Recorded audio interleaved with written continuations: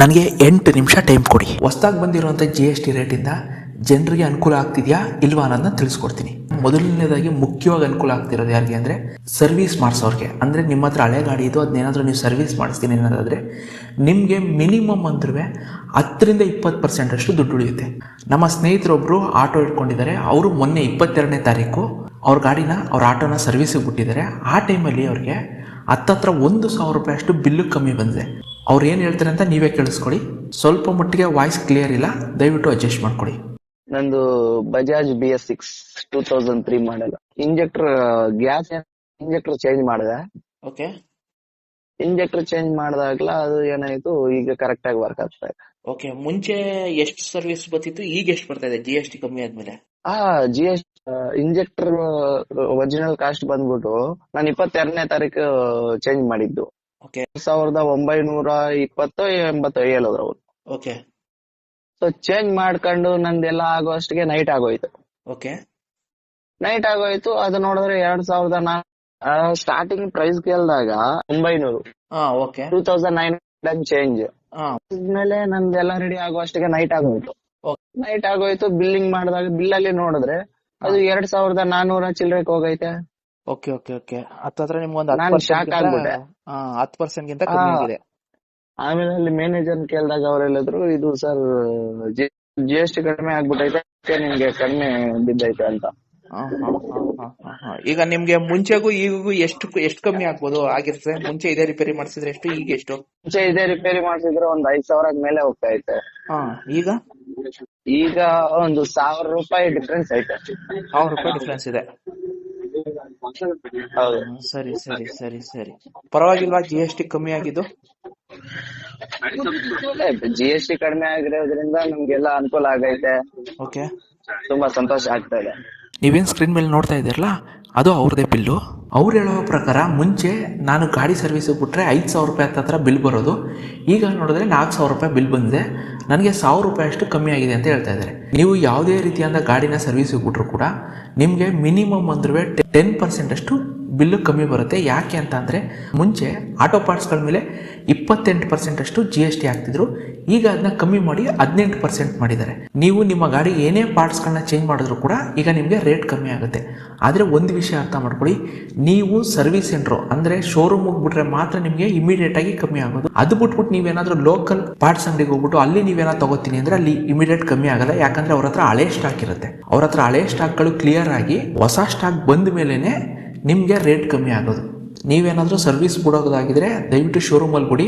ಅಕಸ್ಮಾತ್ ನೀವೇನಾದರೂ local mechanic ಹತ್ರ ನೀವು ಸರ್ವಿಸಿಗೆ ಬಿಡ್ತೀನಿ ಅಥವಾ ನನ್ನ ಐಟಮ್ಗಳನ್ನ ಲೋಕಲ್ ಆಟೋ ಪಾರ್ಟ್ಸ್ ಅಂಗಡಿಯಿಂದ ತಗೊಬರ್ತೀನಿ ಅನ್ನೋದಾದರೆ ದಯವಿಟ್ಟು ಸ್ವಲ್ಪ ದಿವಸ ವೇಟ್ ಮಾಡಿ. ಯಾಕಂದರೆ ಅವ್ರ ಹತ್ರ ಹಳೆ GST ಇರೋಂಥ ಸ್ಟಾಕ್ಗಳು ಕಮ್ಮಿ ಆಗಲಿ, ಅದಾದಮೇಲೆ ಹೋಗಿ ನೀವು ತಗೊಂಡ್ರೆ ನಿಮಗೆ ಕಮ್ಮಿ ಆಗುತ್ತೆ. ಇಲ್ಲ ಅಂದರೆ ನಿಮಗೆ ಏನು ಮುಂಚೆ ರೇಟ್ ಇತ್ತು ಅದೇ ರೇಟಲ್ಲಿ ನೀವು ಪಾರ್ಟ್ಸ್ಗಳನ್ನ ತೊಗೊಬರ್ಬೇಕಾಗುತ್ತೆ.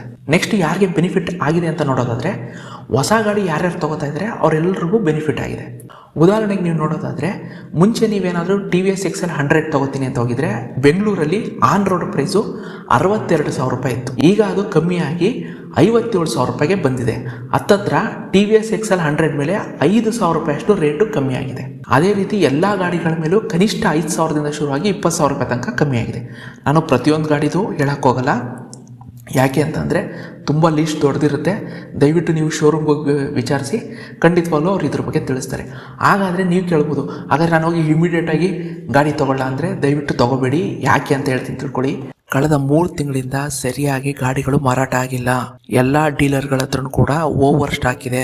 ದಯವಿಟ್ಟು ಹಳೆ ಸ್ಟಾಕ್ಗಳು ಕ್ಲಿಯರ್ ಆಗೋ ತನಕ ವೆಯ್ಟ್ ಮಾಡಿ. ಏನೇನು ಅರ್ಜೆಂಟ್ ಏನಿಲ್ಲ, ಒಂದು ಸ್ವಲ್ಪ ನಿಧಾನಕ್ಕೆ ತಗೊಳ್ಳಿ. ಯಾಕಂದ್ರೆ ಏನು GST ಏನು ನಾಳೆ ಮುಗ್ದೋಗಲ್ಲ, ಅದು ಇನ್ನೂ ಕೂಡ ಮುಂದಿನ ವರ್ಷ ಏಪ್ರಿಲ್ ತನಕ ಇರುತ್ತೆ. ಆಯುಧ ಪೂಜೆಗೆ ಬದಲು ದೀಪಾವಳಿ ಇಲ್ಲಾಂದ್ರೆ ಇಯರ್ ಎಂಡಲ್ಲಿ ಹೋಗಿ ತಗೊಳ್ಳಿ. ಯಾಕಂದ್ರೆ ಒಂದು ಸ್ವಲ್ಪ ಸ್ಟಾಕ್ಗಳೆಲ್ಲ ಕ್ಲಿಯರ್ ಆಗಿ ಹೊಸ ಸ್ಟಾಕ್ ಬರಲಿ. ಯಾಕಂದ್ರೆ ಹಳೆ ಸ್ಟಾಕ್ಗಳು ಏನಿದೆ ಅದು 3 ತಿಂಗಳಿಂದನೂ ಕೂಡ ಆ ಮಳೆ ಬಿಸಿಲು ಅಂತ ನೋಡಿದೆ ಆ ಸ್ಟಾಕ್ ಯಾರ್ಡಲ್ಲಿ ಸುಮ್ಮನೆ ಬಿದ್ದಿದೆ. ಸುಮ್ಮನೆ ಹಳೆ ಗಾಡಿಗಳು ತಗೋಬೇಡಿ. ಅಕಸ್ಮಾತ್ ಹಂಗೂ ನೀವು ಎಮರ್ಜೆನ್ಸಿಲಿ ನಾನು ತಗೊಳ್ಳೇಬೇಕು ಅಂತ ಹೋಗೋದಾದ್ರೆ ದಯವಿಟ್ಟು ಡಿಸ್ಕೌಂಟ್ ಕೇಳಿ. ಪ್ರತಿ ಗಾಡಿ ಮೇಲೂ ಕೂಡ ಈಗ ಆಯುಧ ಪೂಜೆ ಅಂತ ಹೇಳ್ಬಿಟ್ಟು ಮಿನಿಮಮ್ ಅಂತ ಅಂದ್ರೂ 10,000 ರೂಪಾಯಿ ತನಕ ಡಿಸ್ಕೌಂಟ್ ಕೊಡ್ತಾ ಇದ್ದಾರೆ. ಡಿಸ್ಕೌಂಟ್ ಸಿಕ್ಕಿದ್ರೆ ಮಾತ್ರ ತಗೊಳ್ಳಿ. ಇಲ್ಲ ಅಂದರೆ ಹಳೆ ಸ್ಟಾಕ್ಗಳು ಕ್ಲಿಯರ್ ಆಗಿ ಹೊಸ ಸ್ಟಾಕ್ಗಳು ಬರೋ ತನಕ ದಯವಿಟ್ಟು ವೆಯ್ಟ್ ಮಾಡಿ. ಹಾಗಾದರೆ ಇಷ್ಟೊತ್ತು ತನಕ ಓಕೆ, ಸರ್ವಿಸ್ ಮಾಡಿಸೋರಿಗೆ ಬೆನಿಫಿಟ್ ಇದೆ, ಹೊಸ ಗಾಡಿ ತಗೊಳ್ಳೋರಿಗೆ ಬೆನಿಫಿಟ್ ಇದೆ, ಒಪ್ಕೋತೀನಿ. ಆದರೆ ಯಾರಿಗೆ ಅನುಕೂಲ ಆಗಿಲ್ಲ ಅಂತ ನೋಡೋದಾದರೆ ಅದು ಎಲೆಕ್ಟ್ರಿಕ್ ಗಾಡಿಯವ್ರಿಗೆ ಯಾವುದೇ ರೀತಿಯಂಥ GST ರೇಟು ಚೇಂಜ್ ಆಗಿಲ್ಲ. ಎಲೆಕ್ಟ್ರಿಕ್ ಸ್ಕೂಟರ್ಗೆ ಮುಂಚೆನೂ ಕೂಡ 5% ಇತ್ತು, ಈಗಲೂ ಕೂಡ 5% ಇದೆ. ಯಾವುದೇ ರೀತಿಯಂಥ GST ಚೇಂಜ್ ಆಗಿಲ್ಲ. ಸೊ ಮುಂಚೆ ಏನು ರೇಟ್ ಇತ್ತು ಅದೇ ರೇಟು ಈಗಲೂ ಇದೆ.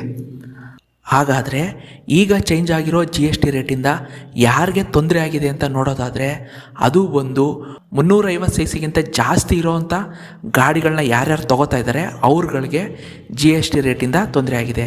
ಯಾಕೆ ಅಂತ ಅಂದರೆ ಮುಂಚೆ 350cc ಹೆಚ್ಚಿನ ಗಾಡಿಗಳಿಗೆ 28% GST ಇತ್ತು, ಈಗ ಅದನ್ನ 40%ಗೆ ಏರಿಸಿದ್ದಾರೆ.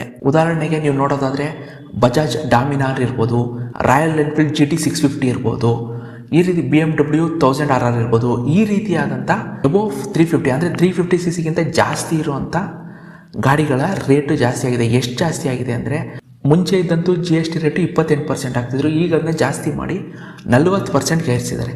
ಇದರಿಂದ ಹತ್ತತ್ರ ಮಿನಿಮಮ್ ಅಂದರೂ 15,000 ರೂಪಾಯಿ ಪ್ರತಿ ಗಾಡಿ ಮೇಲೂ ಮಿನಿಮಮ್ 15,000 ರೂಪಾಯಿ ಮೇಲೆ ಜಾಸ್ತಿ ಆಗಿದೆ. ಇತ್ತೀಚೆಗೆ KTM ಗಾಡಿಯವ್ರು ಹೇಳಿದರೆ ಇಲ್ಲ ನಾವು ಯಾವುದೇ ರೀತಿಯಂಥ ರೇಟ್ನ ಜಾಸ್ತಿ ಮಾಡೋಲ್ಲ ಅಂತೆ. ಸೊ ನೀವೇನಾದರೂ ಎಬೋವ್ 350cc ಗಾಡಿ ತೊಗೋತೀನಿ ಅಂತ ಹೋದರೆ ಒಂದ್ಸರಿ ವಿಚಾರಿಸಿ ನೋಡಿ. ಯಾಕಂದರೆ ಎಬೋವ್ 350cc ಗಾಡಿಗಳ ಮೇಲೆ KTM ಕಂಪ್ನಿ ಬಿಟ್ಟು ಮಿಕ್ಕಿದೆಲ್ಲ ಕಂಪ್ನಿಲೂ ರೇಟು ಜಾಸ್ತಿ ಮಾಡಿದ್ದಾರೆ. ಸೊ ಫೈನಲ್ ಕೊನೆ ಮಾತು ಬಂದು, ನೀವೇನಾದರೂ ಗಾಡಿನ ಸರ್ವಿಸಿಗೆ ಬಿಟ್ಟರೆ ದಯವಿಟ್ಟು ಇನ್ನೂ ಒಂದು 15 ದಿವಸದ ಮಟ್ಟಿಗೆ ಶೋರೂಮಲ್ಲೇ ಗಾಡಿ ಸರ್ವಿಸಿಗೆ ಬಿಡಿ. ಯಾಕಂದರೆ ಶೋರೂಮ್ಗಳಲ್ಲಿ ಇಮಿಡಿಯೇಟಾಗಿ GST ರೇಟ್ ಕಮ್ಮಿ ಆಗೋದ್ರಿಂದ ಅಲ್ಲಿ ನಿಮಗೆ ಕಮ್ಮಿಗೆ ಸರ್ವಿಸ್ ಆಗುತ್ತೆ. ನೀವು ಆಚೆ ಏನಾದರೂ ಲೋಕಲ್ ಮೆಕ್ಯಾನಿಕ್ ಶಾಪಲ್ಲೋ ಅಥವಾ ಲೋಕಲ್ ಆಟೋ ಪಾರ್ಟ್ಸ್ ಅಂಗಡಿಲಿ ಪಾರ್ಟ್ಸ್ಗಳನ್ನ ಪರ್ಚೇಸ್ ಮಾಡ್ತೀನಿ ಅಂದರೆ ದಯವಿಟ್ಟು ಸ್ವಲ್ಪ 15 ದಿವಸದ ಮಟ್ಟಿಗೆ ವೆಯ್ಟ್ ಮಾಡಿ. ಯಾಕಂದರೆ ಹಳೆ ಸ್ಟಾಕ್ಗಳು ಕ್ಲಿಯರಾಗಿ ಹೊಸ ಸ್ಟಾಕ್ ಬರೋ ತನಕ ಏನಾದರೂ ಹೊಸ ಗಾಡಿ ತೊಗೋಬೇಕು ಅಂದ್ಕೊಂಡಿದ್ರೆ ದಯವಿಟ್ಟು ವೆಯ್ಟ್ ಮಾಡಿ. ಯಾಕಂದರೆ ಹಳೆ ಸ್ಟಾಕ್ಗಳು ಏನಿದೆ ಅವೆಲ್ಲ ಕ್ಲಿಯರ್ ಆಗಲಿ, ಅದಾದಮೇಲಿಂದ ಹೊಸ ಸ್ಟಾಕ್ ಬಂದ ಮೇಲೆ ನೀವು ಗಾಡಿ ಬುಕ್ ಮಾಡಿ. ಏನೂ ಅರ್ಜೆಂಟ್ ಏನಿಲ್ಲ. ಈ GST ರೇಟ್ ಇನ್ನೂ ಮುಂದಿನ ವರ್ಷ ಏಪ್ರಿಲ್ ತನಕ ಇರುತ್ತೆ. ಏಪ್ರಿಲ್ ಆದಮೇಲೆ ನೆಕ್ಸ್ಟ್ GST ರೇಟು ಚೇಂಜ್ ಆಗೋದು. ನಿಮಗೇನು ತೊಂದರೆ ಇಲ್ಲ. ನೀವು ಬೇಕಾದರೆ ದೀಪಾವಳಿಗೆ ತೊಗೋಬೋದು, ಇಲ್ಲಾಂದರೆ ಇಯರ್ ಎಂಡ್ ಸೇಲ್ ಬರುತ್ತಲ್ಲ ಕ್ರಿಸ್ಮಸ್ಗೆ ಆಗಬೇಕಾದ್ರೂ ತೊಗೋಬೋದು. ಒಂದು ಸ್ವಲ್ಪ ಹಳೆ ಸ್ಟಾಕ್ಗಳು ಕ್ಲಿಯರ್ ಆಗೋ ತನಕ ವೆಯ್ಟ್ ಮಾಡಿ. ಹಾಗೆಯೇ ಎಲೆಕ್ಟ್ರಿಕ್ ಗಾಡಿಯವರು ತಲೆ ಕೆಡಿಸ್ಕೊಳ್ಳೋ ಅವಶ್ಯಕತೆ ಇಲ್ಲ. ಯಾಕಂತ ಅಂದರೆ ಅವ್ರಿಗೆ ಯಾವುದೇ ರೀತಿಯಂಥ GST ರೇಟ್ ಚೇಂಜ್ ಆಗಿಲ್ಲ. ಮುಂಚೆನೂ 5% ಇತ್ತು, ಈಗಲೂ 5% ಇದೆ. ನೀವೇನು ತಲೆ ಕೆಡಿಸ್ಕೊಬೇಡಿ, ನೀವು ಹೋಗಿ ನೆಮ್ಮದಿಯಿಂದ ಗಾಡಿ ತೊಗೊಳ್ಳಿ. ಹಾಗೆಯೇ ನೀವೇನಾದರೂ ಎಬೋವ್ 350cc ಗಾಡಿಗಳನ್ನ ತೊಗೊಳ್ಳೋದಾದರೆ ನಿಮಗೆ ರೇಟ್ ಚೇಂಜ್ ಆಗಿದೆ, ದಯವಿಟ್ಟು ಒಂದು ಸಲ ಶೋರೂಮಲ್ಲಿ ವಿಚಾರಿಸಿ ಆಮೇಲೆ ಗಾಡಿನ ತೊಗೊಳ್ಳಿ. ಹಾಗೆಯೇ ಮುಖ್ಯವಾಗಿ ದಯವಿಟ್ಟು ಪೆಟ್ರೋಲ್ ಗಾಡಿಗಳನ್ನ ತೊಗೋಬೇಡಿ, ಎಲೆಕ್ಟ್ರಿಕ್ ಗಾಡಿಗಳನ್ನ ತೊಗೊಳ್ಳಿ. ಯಾಕೆ ಅಂತ ಅಂದರೆ ಸರ್ಕಾರ ಒಂದು ಕೈಯಲ್ಲಿ ಕೊಟ್ಟು ಇನ್ನೊಂದು ಕೈಯಲ್ಲಿ ಕಿತ್ಕೊಳ್ಳುತ್ತೆ.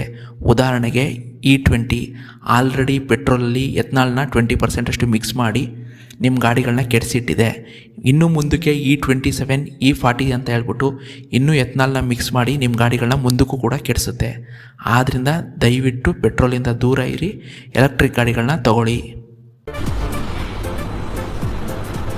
ಅಷ್ಟೇ.